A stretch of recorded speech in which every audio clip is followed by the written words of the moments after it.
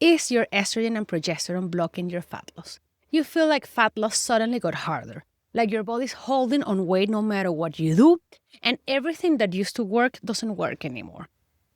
This video is for you because a lot of women in their late 30s, 40s, and early 50s, for them, fat loss resistance isn't about calories, motivation, or discipline. It's about the hormones. More specifically, it's about the relationship between estrogen and progesterone, among others, but that's the one we're going to talk about today. And here's the part no one explains. You can have normal labs, you can even be on HRT, hormone replacement therapy, and still feel bloated, puffy, exhausted, stuck with belly fat, and frustrated. Not because you're doing something wrong, but because your estrogen to progesterone ratio, your stress hormones, and how your body processes estrogen may be working against you and against fat loss. In this video, I'm going to explain exactly how estrogen and progesterone can block fat loss during perimenopause and menopause, and why HRT doesn't always fix the problem, and what's actually going on when your body feels resistant.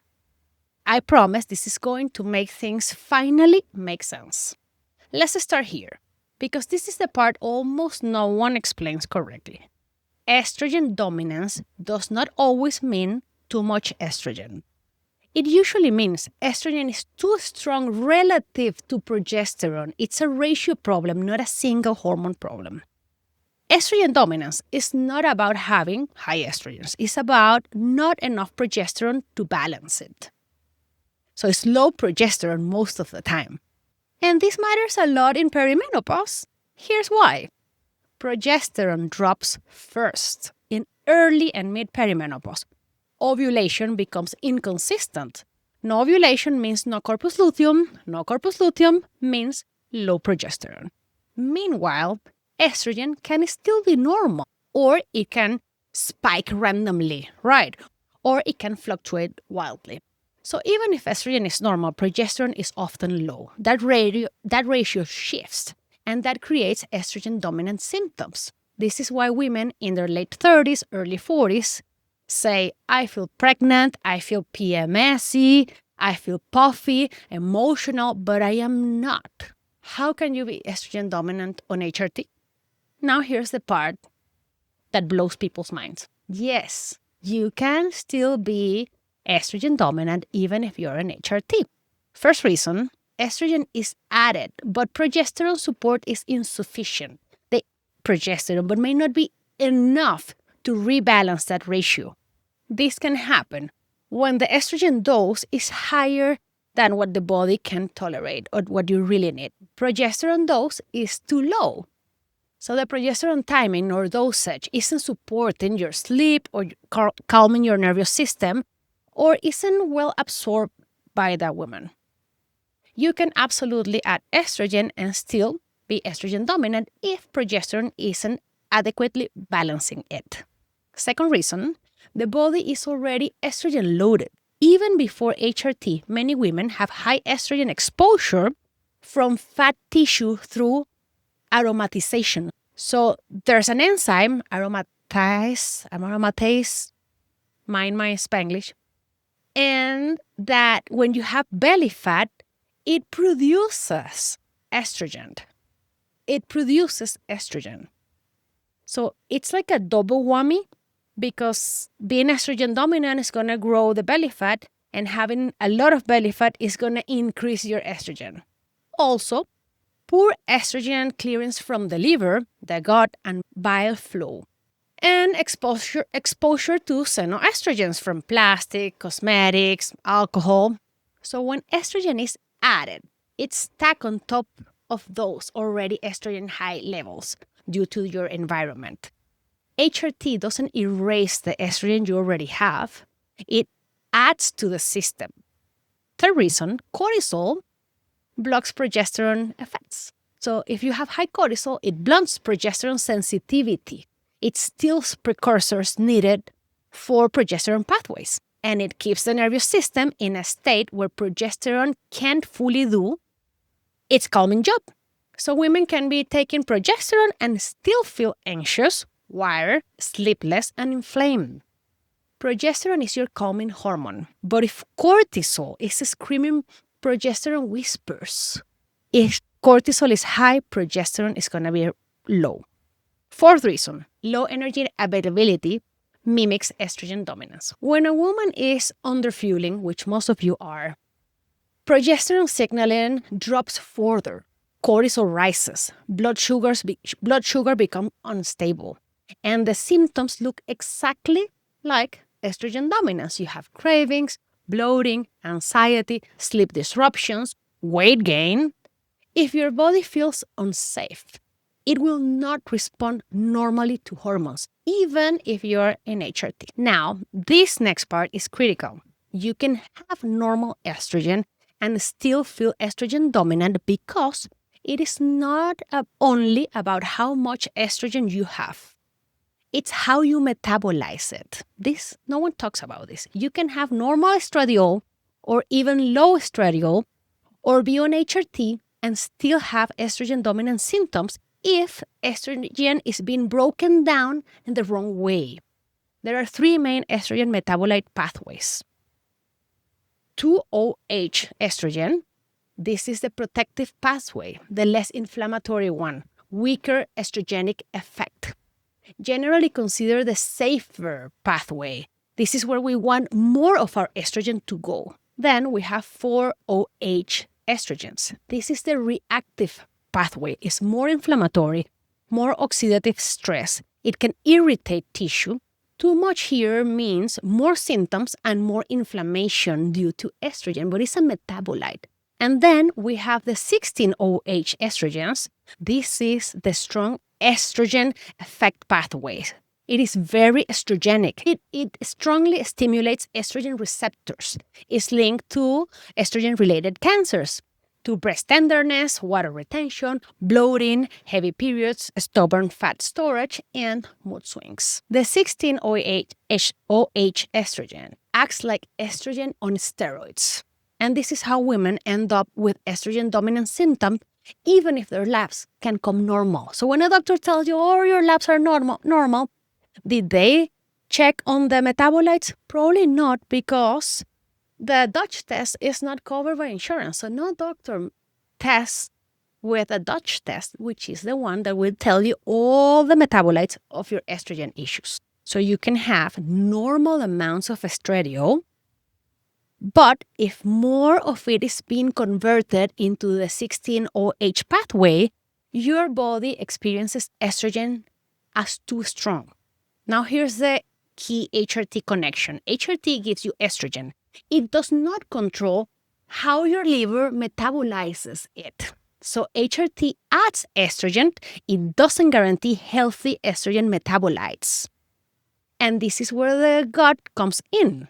There is research showing the gut influences how much estrogen the body holds onto or recirculates. This is referred to as the estrobolome. The gut microbiome's role in estrogen is recycling and reabsorption. And it's another piece of why hormonal balance can vary so much woman to woman, because we have different microbiomes. So, okay, let's see how this estrogen dominance and the metabolites create weight loss resistance. Here's the core idea. Estrogen doesn't just affect reproduction. It talks directly to the fat cells, to the insulin, inflammation, and to your brain. And this is another important piece that research is starting to show. Some research suggests that variability in hormone levels, not just the average value, variability predicts changes in body composition. Meaning, it's not only about what your estrogen level is on paper, but how much it fluctuates over time, especially across perimenopause and menopause. First, estrogen dominance increases fat storage signaling. When estrogen effect is too strong, fat cells become more likely to store energy and less likely to release fat. Estrogen dominance doesn't automatically cause weight gain, no, but it tells fat cells to hold onto it tighter. Second, Unfavorable metabolites amplify estrogen effect. Those unfavorable metabolites that we talk about amplify the estrogen effect. So the 16-OH estrogen binds strongly to estrogen receptors. The signal lasts longer. It is not just how loud estrogen is, it's how long its signal stays on.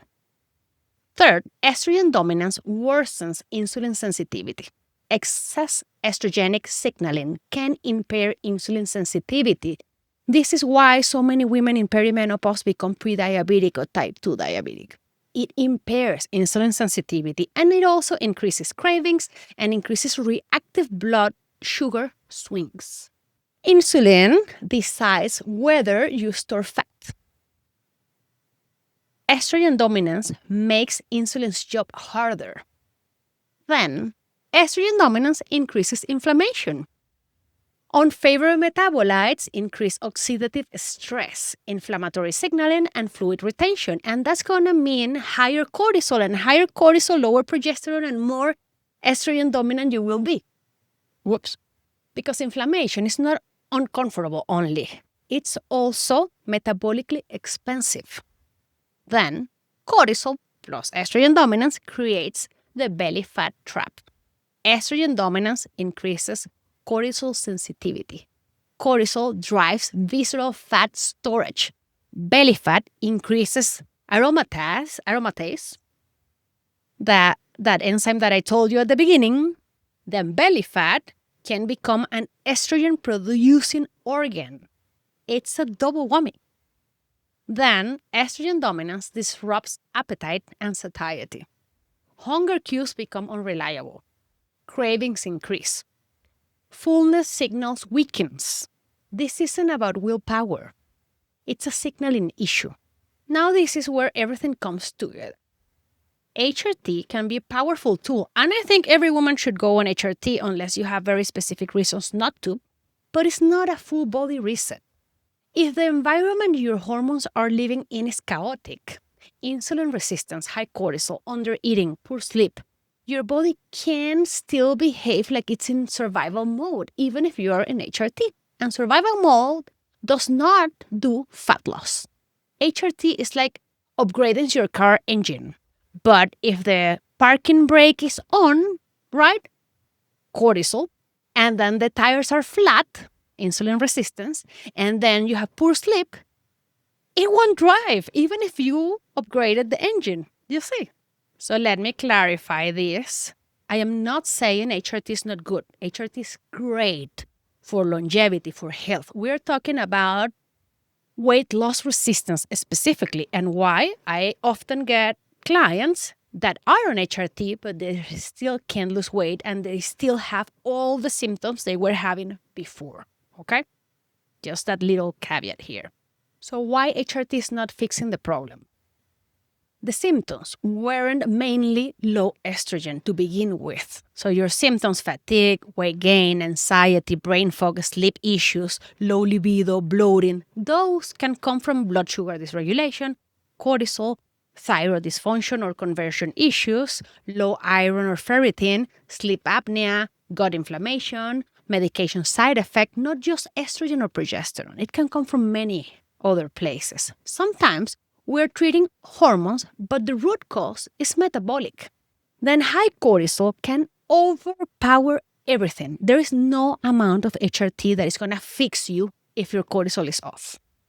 If cortisol is chronically high or the curve is flipped, it can drive higher cravings, appetite dysregulation, belly fat storage, signaling, sleep fragmentation, hello 2 to 4 a.m. wake-ups, poor recovery and low training response, and higher inflammation with more water retention.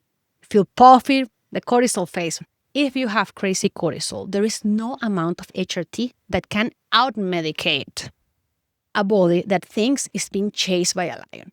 And this is where real life comes in. Skipping meals, under-eating protein, too much caffeine, high-intensity workouts on low fuel, emotional stress with no decompression. Sounds like you, right? Okay. Then insulin resistance can keep fat loss stuck even with HRT. If insulin is elevated most of the day, the body gets one signal: store energy. Don't release it. So a woman can be on HRT and still experience belly fat gain, cravings, energy crashes, and stubborn scale changes. HRT can support the transition, but insulin is still the boss of fat storage. Then undereating, which most of you do, and skipping meals is the quiet sabotager. Many women start HRT but keep doing the thing that worked when they were 30. I'll just eat less, I'll skip breakfast, I'll push harder, move more, eat less. We've all heard that. That raises hormones, worsens sleep, and increases rebound hunger later. If your body is under fuel, it will not act calm and just because you added estrogen magically start working. If you're hearing this and saying, wow, Karen, you're talking to me, it's like you know me, this sounds like me, and you're an HRT, it may be because your HRT setup may not be matching your needs. Not enough time on HRT, maybe. Wrong delivery method. Progesterone type or time it may not be supporting enough. The dose can be too low or too high. You were expecting HRT to fix your weight. And weight is the slowest to be fixed of all the symptoms of hormonal imbalances. So HRT is not a one-size-fits-all, and symptoms are data. There are background conditions that mimic perimenopause, like low iron, thyroid dysfunction, or poor T4-T3 conversion, sleep apnea, especially with weight gain, alcohol disrupting sleep and glucose, medications like antidepressants or beta blockers affecting weight and energy. Chronic inflammation or gut issues, the microbiome. Sometimes it's not that HRT didn't work for me. No, it's we didn't find the other root cause yet. So if you are an HRT and you keep struggling with everything that you were struggling before, it may be because all these other reasons. It doesn't mean estrogen, it doesn't mean HRT is not good for you or it wasn't the right call. It is good for you, but you have to fix the other root causes of your symptoms. We need to look at the full picture: cortisol, blood sugar, sleep, fuel, training, inflammation, lifestyle things happening. Because hormones don't live in a vacuum. Your lifestyle is the container they're functioning inside. So what do you need to do? Well, eat protein early, 30 grams of protein at breakfast. Stop skipping meals, especially if you're anxious, wired, or waking up at night. Do a caffeine audit, cut back, or move it later in the day. I like delaying my caffeine intake by 1 hour or 90 minutes. This helps me avoid energy crashes. Then train smarter. More strength and walking, less punishment. Don't do cardio when you're stressed. And test, don't guess. Fasting insulin, A1C, full thyroid panel, ferritin, cortisol, Dutch test is the ideal one. Because you can have normal estrogen, be on HRT, and still feel estrogen dominant if your body is turning estrogen into the wrong metabolites. So this is how estrogen and progesterone ratio can make you weight loss resistant. And this is why on the steps we do in my program to help women in perimenopause lose weight, we work on cortisol first, estrogen and progesterone ratio, and then mineral imbalances. Because if the car is not all put together, it is not gonna drive. If you feel that this sounds like you and you feel like you're struggling with this and you're, okay, I need help figuring this out, I do one-on-one coaching, and in my program, people lose around 30 pounds in 6 months by fixing the root cause of your weight loss resistance. So I'm always here to help. Feel free to send me a message if you're interested in my coaching. That was it for today, and I'll see you on the next one. Don't forget to hit like and subscribe.